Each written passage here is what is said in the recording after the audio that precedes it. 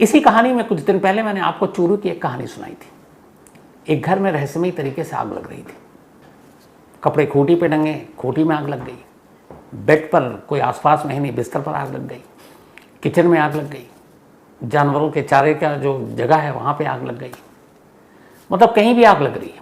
और आलम यह है कि आग लग नहीं रही, बल्कि जब ये बात फैली तो गाँव के लोग आए। गाँव के लोगों के सामने आग लग रही है, वो चश्मदीद बन गए। गांव के लोगों ने बाकायदा देसी फायर ब्रिगेड का इंतज़ाम किया कि पानी से आग बुझाएंगे। घर के लोग घर के बाहर आ गए, सारा सामान बाहर कर दिया, खाली घर में भी आग लग रही है। और लोग चौंक रहे थे। और उसकी वजह ये थी कि इससे पहले इसी घर में 28 दिन के अंदर अंदर 3 मौत हो चुकी थी, और तीनों ठीक ठाक फिट। तो 3 मौत, और तीसरी मौत के अगले दिन से इस घर में लगातार अगले 15 दिनों तक रहस्यमयी आग। पूरे घर में जितनी जुबान उतनी बातें, जादू टोना तंत्र मंत्र सारी बातें होने लगी। घर का परिवार बाहर, बल्कि पुलिस वाले पहुंचे तो पुलिस वालों पर भी हमला हो गया कि तुम क्या जांच कर रहे हो। ये पूरी कहानी आपको डिटेल में सुनाई थी। अब इस रहस्यमयी आग और उन 3 मौतों का खुलासा हो गया। चूरू के इस घर में जो रहस्यमय आग लग रही थी उसकी सच्चाई सामने आ गई। और ये सब कुछ हुआ मुमकिन सिर्फ एक दफन लाश की वजह से। अगर 4 साल के मासूम बच्चे ग्रवित की लाश को दफनाया न जाता, और अगर उस घर में हुई उससे पहले दोनों मौतों की तरह उसकी भी चिता सज चुकी होती और चिता जल चुकी होती, तो सारे सबूत राख हो चुके होते। लेकिन एक लाश ने जिसको कब्र से बाहर निकाला गया, उस लाश ने बाकी 2 मौतों का भी सच बता दिया। पूरी कहानी और कैसी ये 3 मौत 3 कत्ल हैं, और इस कत्ल के पीछे और इस रहस्यमयी आग के पीछे की दिमागी फितूर क्या है, आपके सामने पेश। चूरू के भैसाली गांव में भूप सिंह का परिवार रहता था। भूप सिंह के परिवार में पत्नी, 2 बेटे, ग्रवित और अनुराग, साथ में 82 साल की उम्र की एक दादी और पिता, ये लोग रहा करते थे। 31 जनवरी को अचानक घर की दादी सुबह उठती हैं और उल्टियां करने लगती हैं, और उनको अस्पताल ले जाया जाता है। उससे पहले ही दम तोड़ देती हैं। उनकी मौत के 10 दिन के बाद अचानक जो अनुराग है, घर का बेटा भूप सिंह का, वो भी सुबह उठता है, ठीक ठाक रात को सोया था, उल्टियाँ होती हैं, उसको लेकर जाते हैं, मौत हो चुकी थी। उसके ठीक 12 दिन के बाद 28 फरवरी घर का छोटा बेटा 4 साल का ग्रवित रात को ठीक ठाक सुबह उठता है, उल्टियाँ होती हैं, उसको अस्पताल ले जाते हैं, उसकी भी मौत हो जाती है। 28 दिन के अंदर घर में 82 साल की उम्र की दादी, 12 साल का उम्र का अनुराग, 4 साल का बल्कि 7 साल का अनुराग और 4 साल का ग्रवित, 3 मौत हो गई थी। 28 फरवरी को आखिरी मौत होती है। 29 फरवरी को अब अचानक घर में आग लगने का सिलसिला शुरू हो जाता है। खूंटी पे कपड़ा टंगा है और अचानक कपड़े से आग, घर वाले परेशान, बिस्तर में आग, किचन में आग, जानवरों के चारे के भंडारे में आग, जानवरों को जहाँ बांध के रखा जाता है उस बाड़े में आग। और धीरे धीरे अड़ोस पड़ोस से होते हुए पूरे गांव तक ये बात फैल गई। कुछ गांव वालों ने कहा चलो सीसीटीवी कैमरा लगाते हैं ताकि पता चल सके। तो कैमरे का जो रिकॉर्डिंग डीवीआर में, वो डीवीआर में भी आग। जब ये बात मीडिया में आई, लोकल अखबारों में, फिर न्यूज़ चैनल में, हर तरफ, तो पुलिस भी चौकन्नी हुई। उसे लगा कि कोई अफवाह फैल रहा है इस तरीके से कि ये तंत्र मंत्र जादू टोना है, घर में रहस्यमय आग, 3 मौत, क्या कनेक्शन। तो अब चूरू पुलिस ने जांच बिठाई, लेकिन पुलिस की टीम में पहली बार गई तो हमला भी हो गया। फिर भी पुलिस ने अपनी तफ्तीश शुरू की। अब इस तफ्तीश में शुरुआत में ही पुलिस को ये था कि ये रहस्यमय आग तो ढोंग है, और अगर ये ढोंग है तो फिर उस घर में हुई 3 मौत का भी सच कुछ और है। लेकिन 3 मौत का सच कैसे पता करें। 82 साल की उम्र की दादी की जब मौत हुई तो अगले ही दिन उनका अंतिम संस्कार हो गया। जो 7 साल का बच्चा था अनुराग, उसका भी अंतिम संस्कार हो गया। तभी पुलिस को पता चला कि जो 4 साल का बच्चा ग्रवित था, उसका अंतिम संस्कार नहीं किया गया, बल्कि उसको दफनाया गया। क्योंकि उस गांव में ये रिवाज है कि जो छोटे बच्चे होते हैं 1, 2, 3, 4 साल तक, उनको जलाते नहीं, उनको दफना देते। तो पुलिस की उम्मीद की किरण जागी कि इस बच्चे की लाश को बाहर निकालें तो अगर जो डाउट है वो क्लियर हो जाएगा कि नेचुरल डेथ है या फिर किसी और वजह से। लेकिन अब कब्र से लाश ऐसे तो निकाल नहीं सकते। तो पुलिस पहुंचे डीएम के पास। डीएम को उसने सारी चीज़ बताई। डीएम को भी ये खबर मालूम थी। डीएम ने इजाज़त दे दी। डीएम की इजाज़त के बाद कब्र खोदी गई। 4 साल के बच्चे ग्रवित की लाश निकाली गई। उसका पोस्टमार्टम हुआ और विसरा को फॉरेंसिक लैब में जांच के लिए भेज दिया गया। अब इत्तेफाक से ये शुरुआती रिपोर्ट पुलिस को पहले मिल गई, अभी मीडिया या बाहर में पता नहीं, और रिपोर्ट बड़ी चौंकाने वाली थी। पता चला, उस जहर का नाम नहीं बताऊंगा, कि खास जहर है। उस जहर से इस 4 साल के बच्चे की मौत हुई है। अब जब पुलिस को ये लगा तो फिर ये हुआ कि जो सिम्टम था इससे पहले उसके बड़े भाई की मौत की, उसकी दादी की मौत की, सेम था। तो अगर इसकी मौत इस तरीके से हुई तो इसका मतलब है बाकी 2 मौत भी उसी तरीके से हुई। लेकिन अभी ये सोच है, सबूत नहीं है, क्योंकि उन दोनों की मौत तो राख में सारे सुराग सबूत जल चुके हैं। लेकिन इस बच्चे की पोस्टमार्टम और विसरा की शुरुआती रिपोर्ट से पुलिस को ये मिल गया कि अगर ये कत्ल है तो फिर घर में जो बाकी 2 मौत हुई वो भी कत्ल है। पर ये कत्ल कौन कर सकता है? अब इस विसरा और पोस्टमार्टम रिपोर्ट को पुलिस ने फिलहाल गुप्त रखा है, छुपा कर रखा है और अपनी तफ्तीश शुरू कर दी। पड़ोसी, रिश्तेदार, घर के अंदर, घर के बाहर तमाम लोगों को, और यहीं से पुलिस की इन्वेस्टिगेशन शुरू होती। सबसे पहली चीज़, जो घर के अंदर आग लगी थी उसके भी फॉरेंसिक से उन्होंने कलेक्ट किए नमूने, तो उसकी भी रिपोर्ट आई। पता चला ये जो घर में आग लग रही है ये किसी भूत प्रेत जादू टोना तंत्र मंत्र नहीं है, बल्कि उस घर से कुछ ऐसे नमूने मिले जो इशारा कर रहे थे कि ये सोडियम है और इस घर में आग लगाने के लिए सोडियम का इस्तेमाल हुआ है। अब जब ये पता चला इधर बच्चे की पोस्टमार्टम रिपोर्ट और विसरा रिपोर्ट की ये ड्रग्स है, मतलब पॉइजन है, तो इधर पॉइजन उधर घर में आग लगाने के लिए सोडियम, मतलब साफ है कि ये एक साजिश है। पर ये साजिश कौन कर सकता है और क्यों कर सकता है? पुलिस ने तमाम लोगों की कुंडली खंगालनी शुरू की। जब कुंडली खंगाली तो फिर एक हैरान करने वाली जानकारी मिली। पता चला कि इस घर का मुखिया, यानी इन 2 बच्चों का बाप, उस दादी का पोता जिस घर में 3 मौत हुई है, अनुराग और गर्वित, के पिता भूप सिंह, जिसकी उम्र 35 साल है, उसकी कुछ वक्त पहले गांव में एक दवा की दुकान थी, मेडिकल स्टोर, छोटी सी। अब पुलिस को जब ये पता चला तो पहले पुलिस के कान खड़े हुए। फिर और कुरेदा गया तो पता चला कि कुछ साल पहले वो राजगढ़ में एक हॉस्पिटल में बतौर कंपाउंडर भी काम कर चुका है। अब ये 2 जानकारी बड़ी अहम थी कि कंपाउंडर हॉस्पिटल में, मेडिकल स्टोर, दवा की दुकान, यानी इस शख्स को पॉइजन और सोडियम, ऐसी सारी चीज़ों की, केमिकल की जानकारी हो सकती है। इसके अलावा जितने लोगों की जांच की गई उनमें से कोई भी इस तरह का जानकार नहीं निकला। लेकिन अब पुलिस को डर भी कि यार ठीक है ये कंपाउंडर है, इसकी दवा की दुकान है, लेकिन ये कैसे इस्टेब्लिश करेंगे कि यही कातिल है? और सबसे बड़ी बात, कोई भी बाप अपने 2 बच्चों को, एक बच्चा समझ में आता है, कई बार किसी वजह से ऐसे इंसिडेंट हुए हैं कि बाप ने बेटे को मारा या बेटे ने बाप को मार दिया, लेकिन सिलसिलेवार अपने पहले बेटे को, फिर दूसरे बेटे को, दादी को, उसका रीज़न, कोई मोटिव तो सॉलिड होना चाहिए। पुलिस यहाँ पे अटक गई कि क्या करें, क्यों मारा होगा।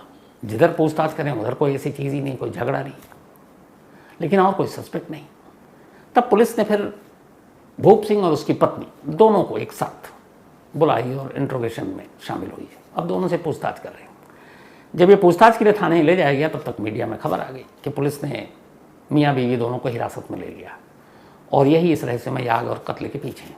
लेकिन ऐसा था नहीं, क्योंकि अब ये क्लियर हो गया। आज दोपहर 3 बजे चूरू पुलिस ने एक प्रेस कॉन्फ्रेंस की, उसकी रिलीज़ भी है और उसमें सारी कहानी आ गई। दवा की दुकान और कंपाउंडर, ये 2 चीज़ों ने भूप सिंह पर शक पैदा किया। अब पुलिस ने तफ्तीश की, मियाँ बीवी से अलग अलग पूछताछ की, बिठाकर पूछताछ की, और उसके बाद पुलिस ने भूप सिंह की पत्नी को कहा कि आप घर जा सकती हैं, आपका इस केस से कोई लेना देना नहीं। अब बचा सिर्फ भूप सिंह। अब पुलिस ने भूप सिंह से कहा कि देखो सबूत तो है हमारे पास सारी, पर तुम ही कहानी सुना दो तो बेहतर होगा।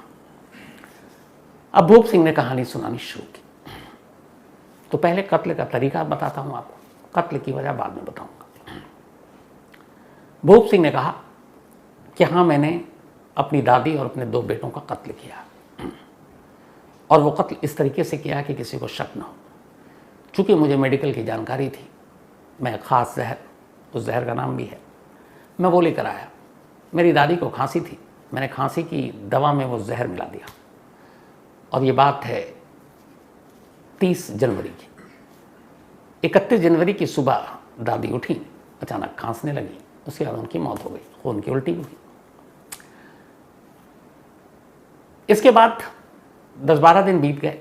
फिर मैंने अपने एक बेटे को, जिसका नाम ग्रवित है, 4 साल का बच्चा, उसको यही जहर दवा में मिलाकर पिला दी खांसी की, उसकी ही मौत हो गई। फिर अपने दूसरे बेटे को भी सेम इसी तरीके से ये जहर एक दवा में मिलाकर दी खांसी की, और उसके बाद उनकी ही मौत हो गई। अब चूंकि दादी को खांसी थी और दादी की खांसी से मौत हुई, तो ये घर में था कि यार ये खांसी कहीं इस वजह से तो नहीं है।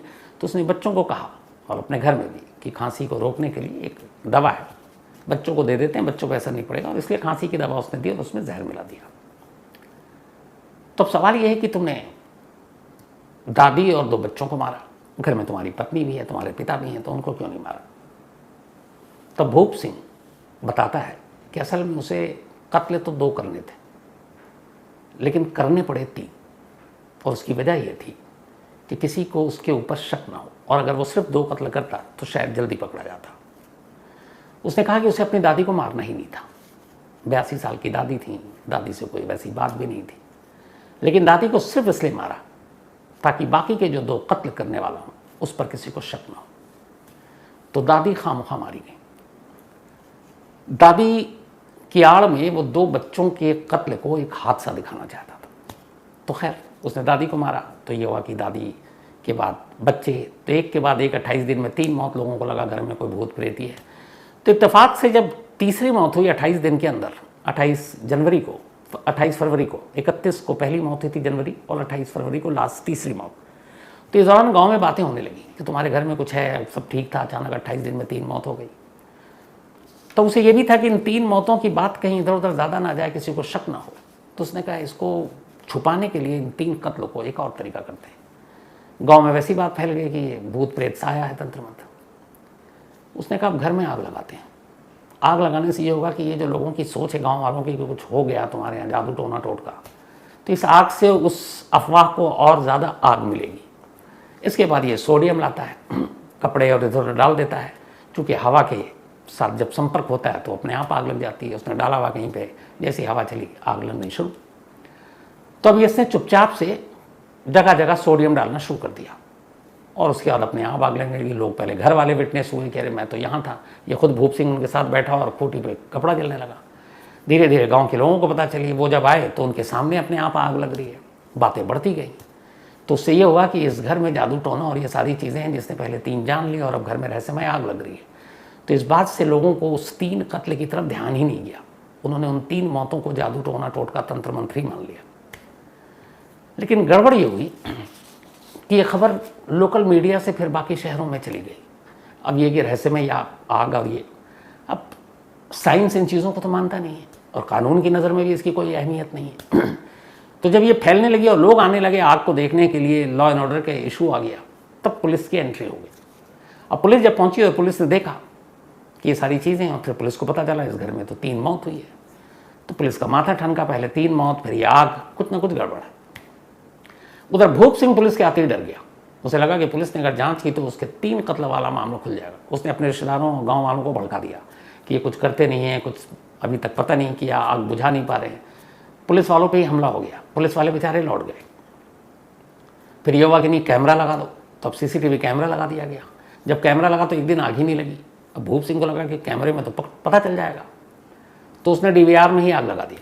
अब DVR ही जल गया तो कैमरे की रिकॉर्डिंग क्या देखोगे। ये सब होता रहा, लेकिन पुलिस को डाउट हो गया। अब जब पुलिस को डाउट हुआ तो मामला दर्ज हुआ, और पुलिस को ये था कि 1 महीने में 3 मौत एक जैसे कैसे हो सकती है। कोई गांव में ऐसी बीमारी नहीं फैली, कोई ऐसी चीज़ नहीं थी, और फिर 3 मौत और फिर आग। तो पुलिस ने अपनी तरफ से तफ्तीश शुरू की। अब मौत को कत्ल साबित करने के लिए ज़रूरी था कि जिनकी मौत हुई है उसके किसी न किसी का पोस्टमार्टम हो, और यहीं भूप सिंह ने गलती कर दी। गलती भी नहीं थी उसकी। अगर ये गांव का कस्टम या रिवाज रस्म न होती कि छोटे बच्चों को जलाना नहीं दफनाना है, तो शायद कभी इन 3 मौतों का सच ज़माने के सामने आता ही नहीं। लेकिन उस एक रस्म ने कि मासूम बच्चों को दफनाना है, भेद खोल दिया। पुलिस पहुंच गई DM के पास, परमिशन ले ली कि भाई देख ले नेचुरल डेथ है कि नहीं है, क्योंकि अगर इसकी मौत गड़बड़ है तो बाकी तो मौत भी फिर गड़बड़ थी। और इत्तेफाक से ये पोस्टमार्टम रिपोर्ट और सारी चीज़ों ने खुलासा कर दिया। तो यहाँ तक तो ये हो गया कि भूप सिंह खुद ही सोडियम से आग लगाता, उसने अपनी दादी और 2 बच्चों को मारा। अब सवाल ये है कि अपने ही 2 बच्चों और दादी का कत्ल भूप सिंह ने क्यों किया। हालांकि उसने बताया कि वो दादी को मारना नहीं चाहता था, लेकिन 2 बच्चों के कत्ल का शक सीधे उसके ऊपर या कोई और ना है, इसलिए उसने दादी को भी निपटा दिया। अब वजह क्यों भूप सिंह ने अपने 2 बेटों और दादी को मारा, तो ये वजह और भी अजीब सी थी। भूप सिंह की शादी को करीब 10 साल हो चुके थे। भूप सिंह को अचानक पिछले कुछ वक्त से यह एहसास होने लगा, खासतौर पर कोरोना के बाद, कि उसकी वाइफ का किसी और से संबंध है। उसे अपनी वाइफ के कैरेक्टर पर शक होने लगा, उसके चरित्र पर वो शक करने लगा, और धीरे धीरे ये शक इतना गहराया कि वो तो अपने दोनों बच्चों को देखता और फिर अपने आप ही ये तय करता कि इनकी शक्ल तो मुझसे मिल नहीं रही है, ये मेरे बच्चे ही नहीं है दोनों, ये बच्चे पक्का अवैध संतान है, मेरी बेटी बीवी का जिसके साथ संबंध है ये शायद बच्चे उन्हीं से हुए और ये मेरी औलाद नहीं है।